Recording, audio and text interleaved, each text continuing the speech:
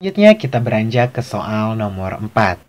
Di soal nomor 4 ini dijelaskan bahwa James Company melakukan akuisisi ini untuk perusahaan A dan perusahaan B dengan menggunakan saham.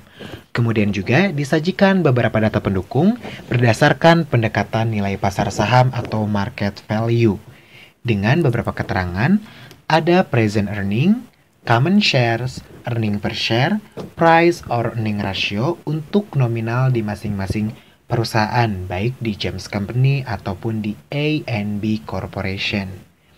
Untuk pertanyaan pertama, yang ditanyakan adalah saham perusahaan A dan B ini ditawar dengan harga berapa sih per lembar sahamnya oleh James Company gitu ya, secara garis besarnya.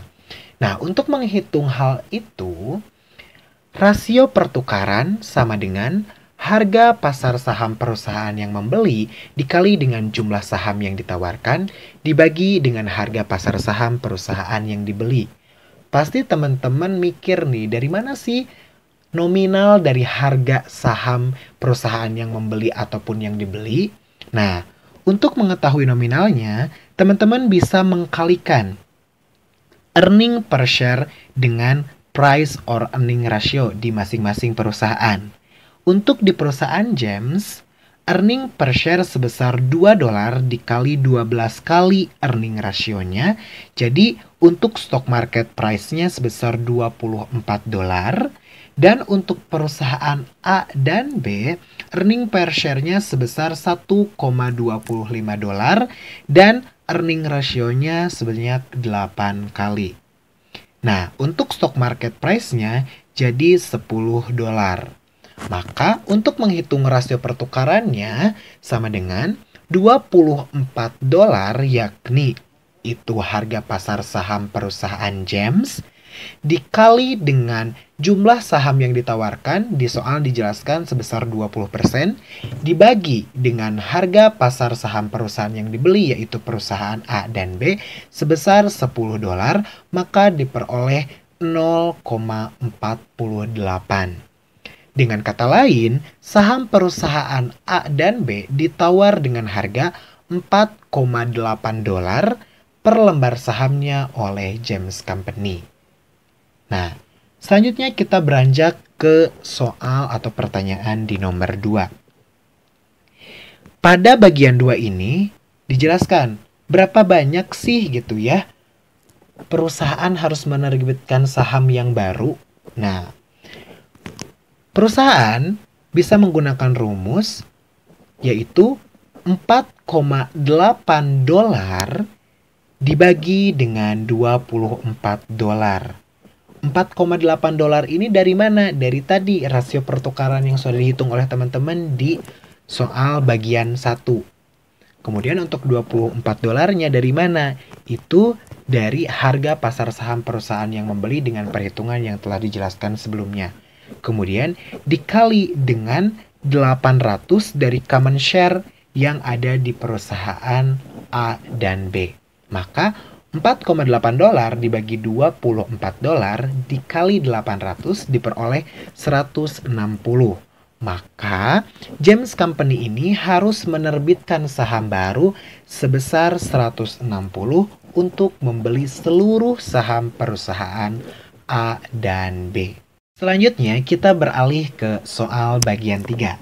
Di soal bagian 3 ini yang ditanyakan adalah berapa sih jumlah earning per share-nya untuk James Company? Apakah lebih besar atau lebih kecil setelah melakukan merger dengan perusahaan lain? Kayak gitu. Kemudian layak atau tidak sih merger ini dilakukan oleh James Company?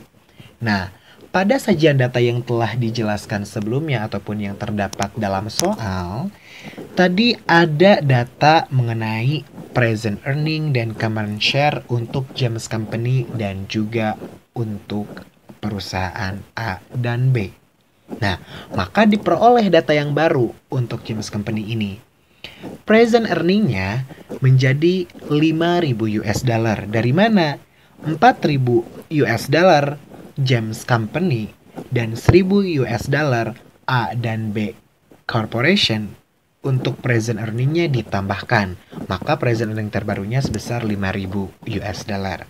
Kemudian untuk common share-nya itu sebesar 2.000 untuk James Company. Kemudian tambahannya tadi di bagian 2 sudah dijelaskan, untuk membeli seluruh saham perusahaan A dan B, James Company ini harus menerbitkan saham barunya sebesar 160 kan. Nah, maka 2000 ditambah 160, 2160 untuk common share terbaru di James Company. Maka penyelesaian untuk memperoleh earning per share yang baru adalah present earning dibagi dengan common share. Jadi, 5.000 US dollar dibagi 2.160 diperoleh 2,31 untuk earning per share yang baru James Company. Nah, karena setelah merger, EPS James Company ini lebih besar dibandingkan sebelum merger, maka dapat dikatakan layak dan dapat dilaksanakan untuk merger yang dilakukan oleh James Company. Seperti itu teman-teman semuanya.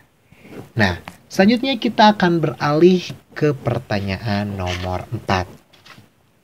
Di pertanyaan nomor 4 ini, yang ditanyakan adalah apakah merger ini layak melihat harga dari James Company gitu ya sebelum dan setelah merger.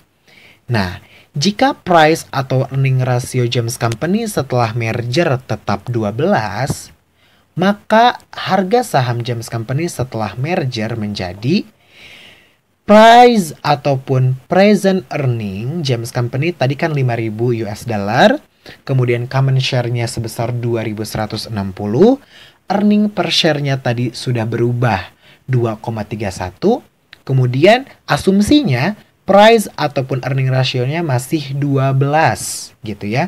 Maka untuk memperoleh stock market price yang baru, apakah harga saham setelah merger ini meningkat ataupun tidak, kita cukup untuk mengkalikan 2,31 dikali 12, maka diperoleh 27,72 US dollar untuk stock market price. Tadi di sebelum merger, perusahaan James Company ini memiliki stock marketnya kan sebesar 24 ya, 2 US dollar dikali 12 kali 24, dan untuk yang terbaru tadi earning per share-nya itu kan sudah berubah 2,31 dikali 12 kali asumsinya, maka stock market price-nya sebesar 27,72 US dollar, dan ini dinyatakan bahwa merger sangat layak untuk dilaksanakan oleh James Company gitu. Nah, kita beranjak lagi nih ke soal yang terakhir di soal nomor 4 di bagian 5. Harga saham baru apabila price atau earning ratio ini turun menjadi 11 kali, berapakah sih harga saham yang barunya gitu ya? Nah, kemudian apakah layak ataupun tidak melakukan merger dan lain sebagainya, kita akan hitung. Harga saham baru sama dengan tadi price ataupun earning ratio dikali dengan earning per share-nya. Karena diasumsikan di soal untuk harga barunya itu turun menjadi 11 kali, maka 11 dikali 2,31 masih menggunakan dengan earning per share yang baru didapatkan sebesar 25,41 US dollar. Maka dapat disimpulkan meskipun price ataupun earning ratio-nya turun menjadi 11 kali dan harga saham menjadi sebesar 25,41 US dollar, merger perusahaan James ini masih layak untuk dapat dilaksanakan karena harga saham masih lebih tinggi dibandingkan sebelum adanya merger, walaupun price or earning ratio-nya ini turun di angka 11 kali gitu. Karena tadi kan di data gitu ya, setelah kita melakukan perhitungan di sebelum dan setelah ini, untuk harga sahamnya itu tadi ada di sekitar nominalnya itu sebesar 24 gitu ya untuk James Company ini. Kemudian juga untuk stock marketnya yang terbaru James Company setelah melakukan merger naik di 27,70 US dollar itu dengan masing-masing untuk price or earning ratio-nya 12 kali. Dan ini diturunkan untuk price or earning ratio-nya jadi 11 kali tapi dengan earning per share-nya sama 2,31 gitu ya setelah tadi perhitungan maka masih dapat dikatakan layak gitu karena nominal ataupun jumlahnya masih di atas stock market price-nya itu di atas 24 US dollar gitu teman-teman semuanya. Semoga membantu dan selamat melaksanakan ujian akhir semester. Terima kasih.